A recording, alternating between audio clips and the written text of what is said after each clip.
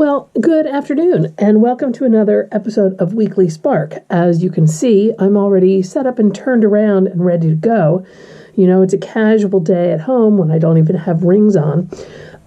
Something a little different this week.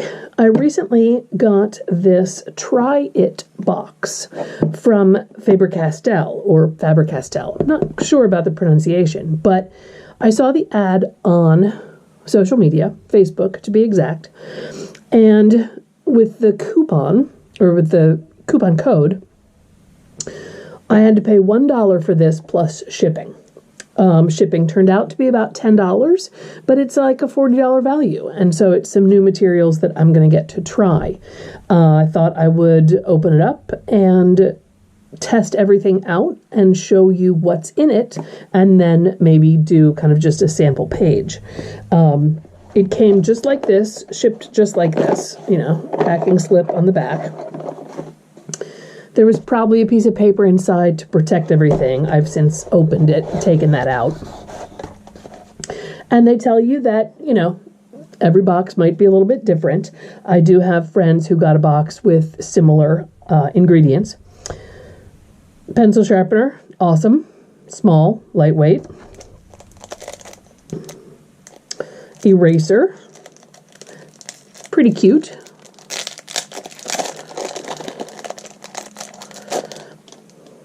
I like that it has these tapered edges because that would be nice actually for erasing a line or a small area.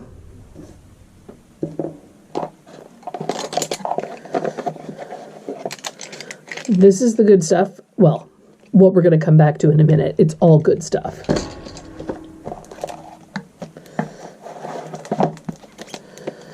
Let's see. All right, I've got a sample of their Stonehenge white paper. Excellent for colored pencil and whatnot, or for printmaking. Got a sample of their cold press watercolor paper in black, which can be really fun with metallic watercolors. I have some metallic watercolor pencils, so I might save this for a separate live and experiment. I don't do a lot on black paper, so that would really be something just to play with. Stonehenge Aqua. So watercolor paper, really smooth surface. It talks here about, you know, hot press and cold press and the different kinds of paper. This lovely catalog has some beautiful things in it. That's an excellent hashtag. That could be an art journal page right there.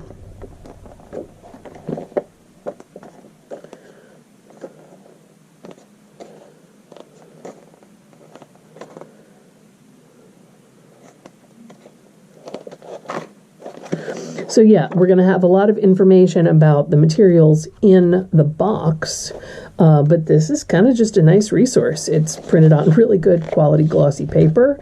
It's kind of yummy.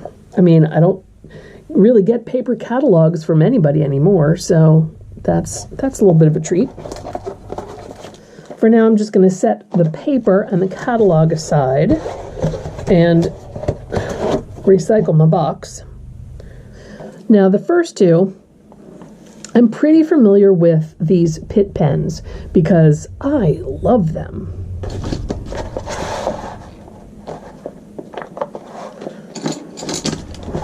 I have the brush pens, the Pitt pens in brush in a lot of different colors, and I like to travel with them.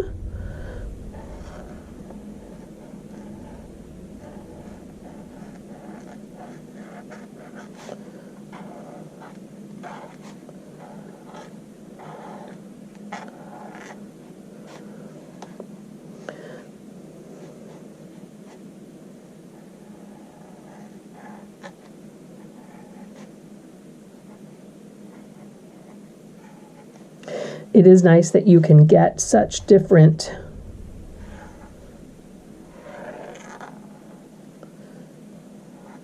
line thicknesses out of the brush just by varying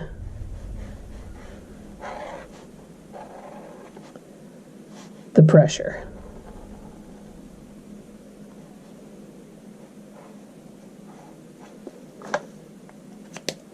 So these are waterproof. Once they are dry, they will be waterproof. They can blend or bleed a little bit before they're dry, which sometimes is a fun thing to play with. We've got another Pitt pen. This time it's a fine liner, and it is extremely fine. It's extra small.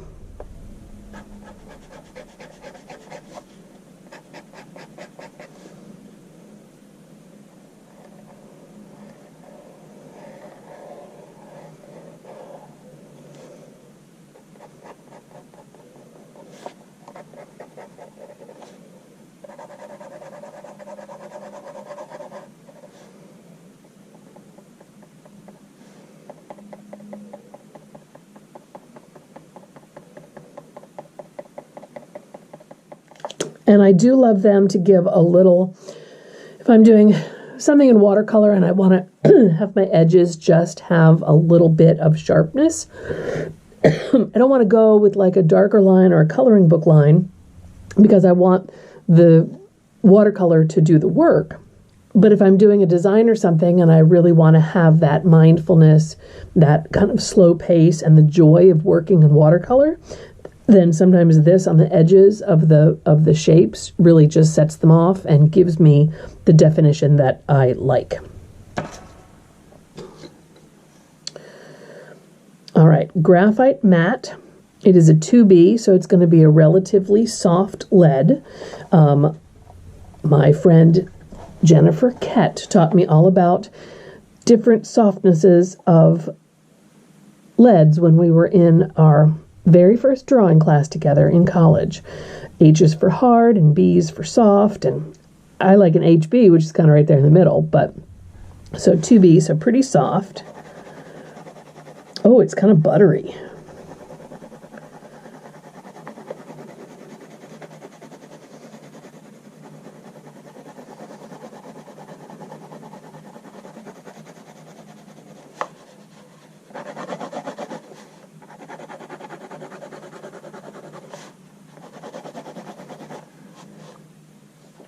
Yeah, that's really nice. Let's see what they say about the graphite. Graphite matte, a lot deeper black. Excellent. Yeah, that's a really nice. And the 2B really dark. You can even go with softer ones to get a more intense black.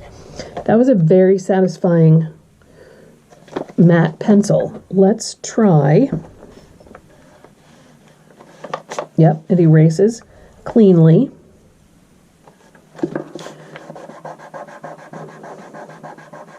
Doesn't smudge too much. Smudges a little bit. I mean, sometimes you want smudge, but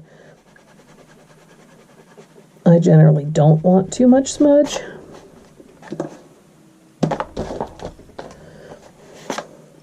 So this was the...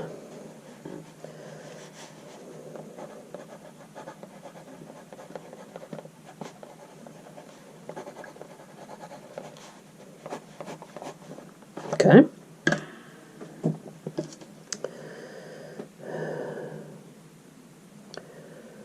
Ooh, water-based. It's also a 2B.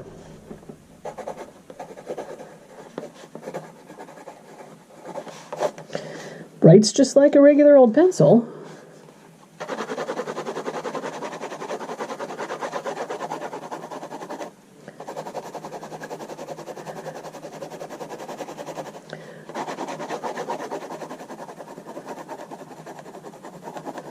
Really soft, really black.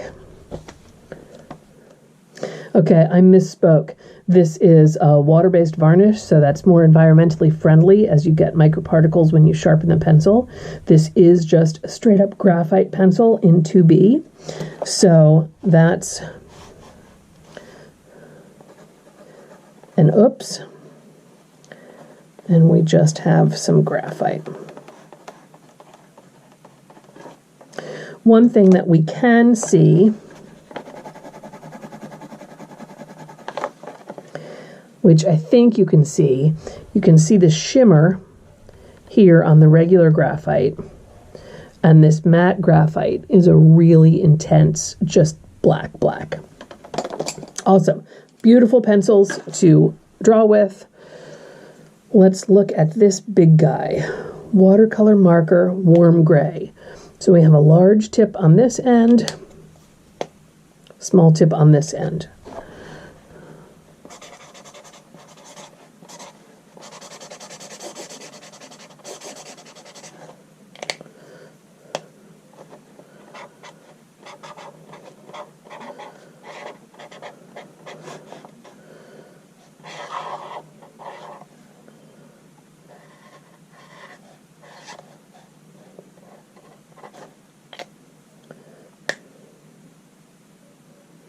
So this is water soluble. Let's grab a brush.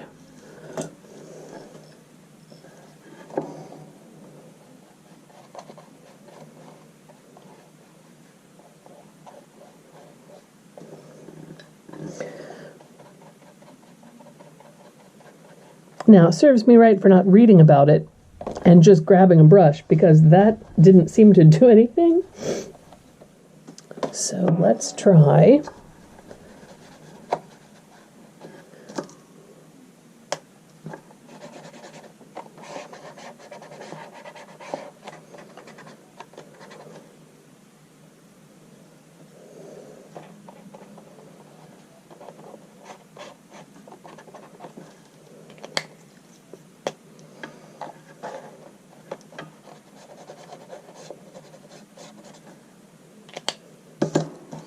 Yeah, I mean, we're getting some bleeding and some watercolor effects here when it has dripped on it, and here when the paper was wet. But that is just so completely alien to me. I'm not quite sure what to do with that. Yeah, that's interesting. I mean, this sample here looks very much like a watercolor. That beats me. Would definitely be fun to experiment with. I'm just not familiar with that product at all. I guess that's why it's perfect for a try it box. Polychrome colored pencil in scarlet red.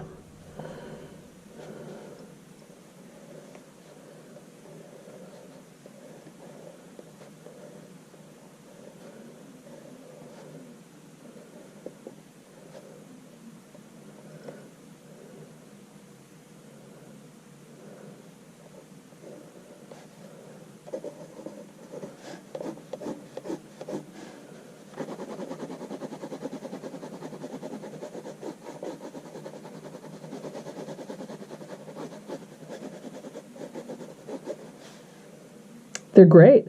They're not quite as soft in feel as a Prismacolor, which is what I usually use.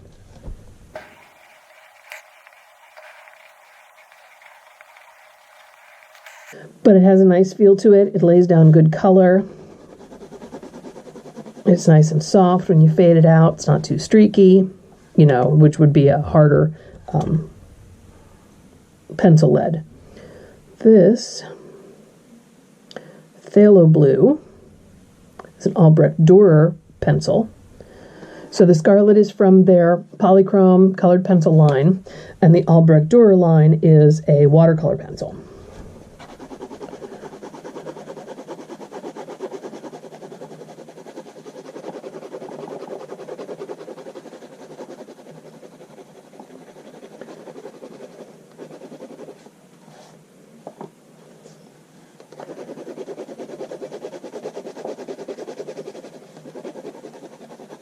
So let's try a couple different things with that.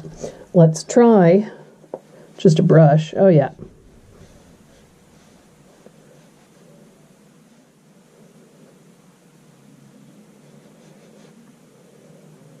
Quick to blend. You really only have to go over it once.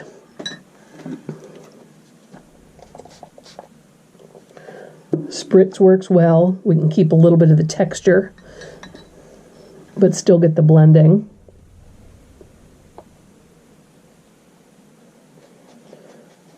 Let's try marks into the wet paper.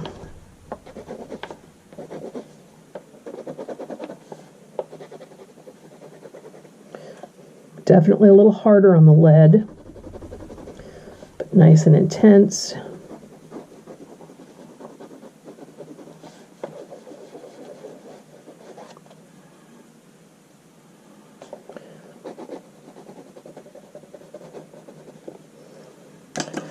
Let's try blending over the colored pencil.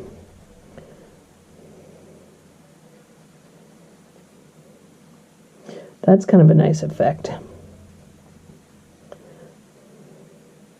Especially with those two being complementary, that does give us a lot of kind of pow, but we get the marks of the scarlet definitely showing through this wash of the blue.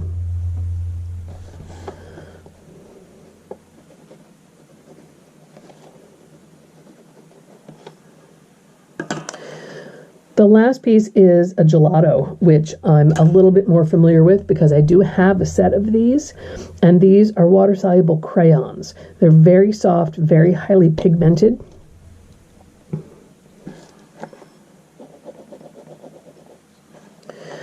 And you can blend them, that's just with a dry finger. So you can blend them dry.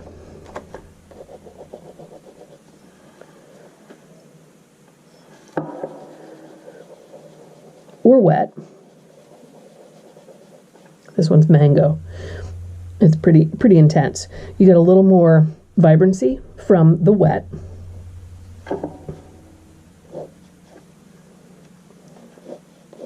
And while you can do some line work,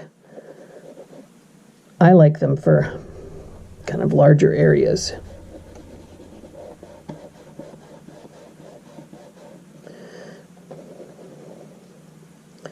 Let's hit it with a brush so you can see any differences there from the brush to the finger. More control. You still get a little texture of the paper showing.